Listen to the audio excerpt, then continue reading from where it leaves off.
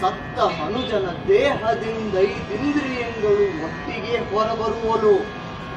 ಇದು ಈ ಇನ್ನೊಂದು ನೋಟವನ್ನ ನೋಡಿ ಸ್ವಾಮಿ. ಗಾಳಿಯ ಕೂಡಿದ ಚನ್ನದ ಬೆಂಕಿಯು ಹೊತ್ತಿದ ಈ ಮರ ಉರಿಯುತ್ತಿರಲು ತನುವಿಂಪಾರುವ ಹರಣಂಗಳವರು ಪಾರುವವು ಕೋಟರಗೊಳಗಿನ ಪಕ್ಷಿಗಳು.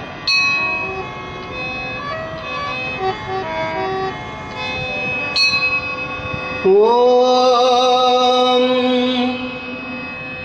ಜಲಬಿಂಬಾಯ ವಿದ್ಮಹೇ ನೀಲಪುರುಷಾಯ ಧೀಮಹಿ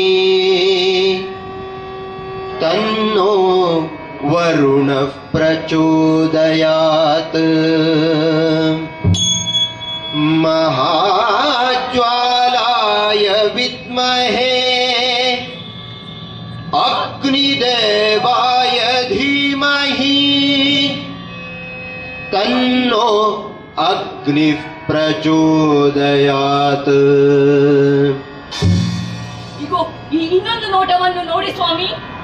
ಮರದ ಗಿಡದ ಪೊದೆಯ ನಿಡಿದ ಅಡವಿದನು ತಿನಿಸಿನಂತೆ ತಣಿಯೇ ಉಂಟು ಮುಂದಕ್ಕೆ. ಕುಶದ ಬೆಂಗೆ ಮೆಲ್ಲ ನೈದಿ ವಹ್ನಿ ತೊರೆಯ ನಿಳಿದನಾಹ ಕೈಯ ತೊಳೆವ ಕಾರ್ಯ.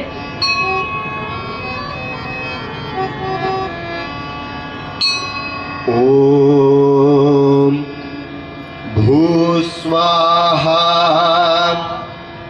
ಅಗ್ನಯೇ ಇದನ್ನಮಮ ಭುವಸ್ವಾಹ ವಾಯುವೇ ಇದನ್ನಮಮ ಸುಭಸ್ವಾಹ ಸೂರ್ಯಾಯ ಇದನ್ನಮಮ ಭೂರ್ಭುವಸ್ಸುವಸ್ವಾಹ ಪ್ರಜಾಪತಯ ಇದನ್ನಮಮ. ಬನ್ನಿ ನಾವು ಕೂಡ ಆಚಮನ ಮಾಡೋಣ. ಆಗಬಹುದು. ತೊಯ್ ತೊಯ್ ತತ್ತಿನ ಧೇ ತತ್ತಿನ ತೊಯ್ ತತ್ತಿನ ಧೇ. ಪೂಜ್ಯನಾದ ದುರ್ಯೋಧನನು ಸಕಲೆಗೆ ಬರುತ್ತಿದ್ದಾನೆ. ಭೀಷ್ಮ ದ್ರೋಣರು ಮುಂದೆ ಇದ್ದಾರೆ. ಸರ್ವ ರಾಜಮಂಡಲಿಯು ಹಿಂಬಾಲಿಸುತ್ತಿದೆ.